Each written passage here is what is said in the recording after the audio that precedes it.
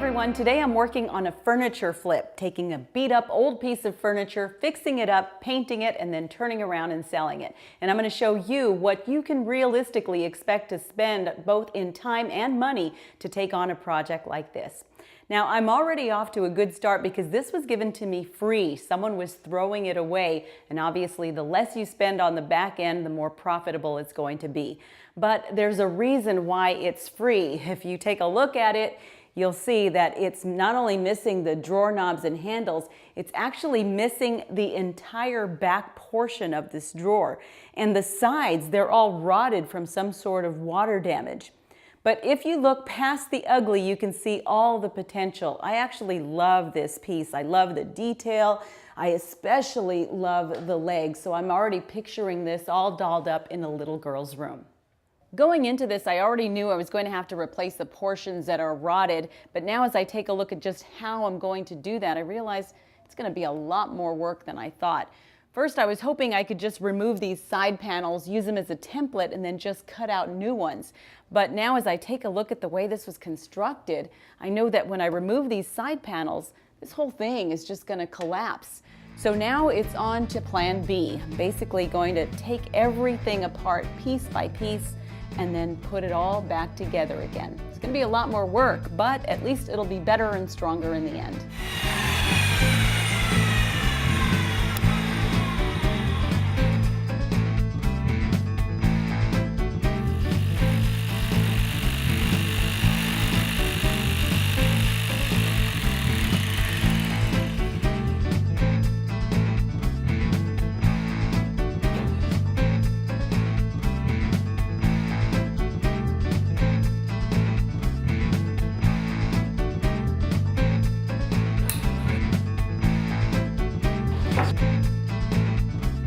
Clearly I was in way over my head with this one, but fortunately my husband came to the rescue and did all the major cutting and routing and things I couldn't do while I took on some of the smaller stuff. But you can see we put it all back together and it's sturdier than ever.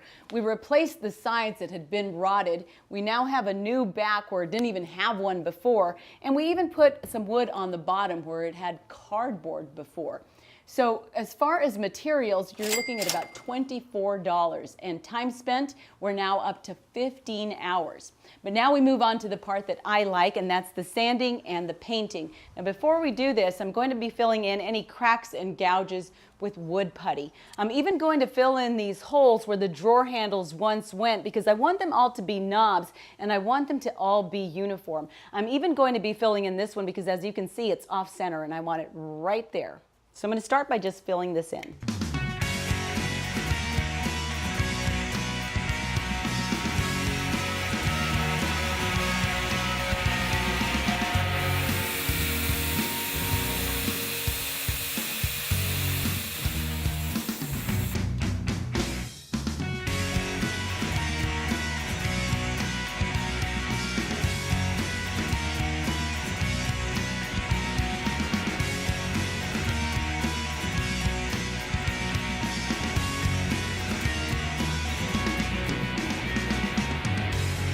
The sanding and painting took another 8 hours, but you can see it's all done now.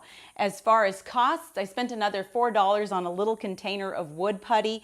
I bought a quart of pink paint that already had primer in it for $15, and then I found these little knobs at Michael's for just $2 a piece.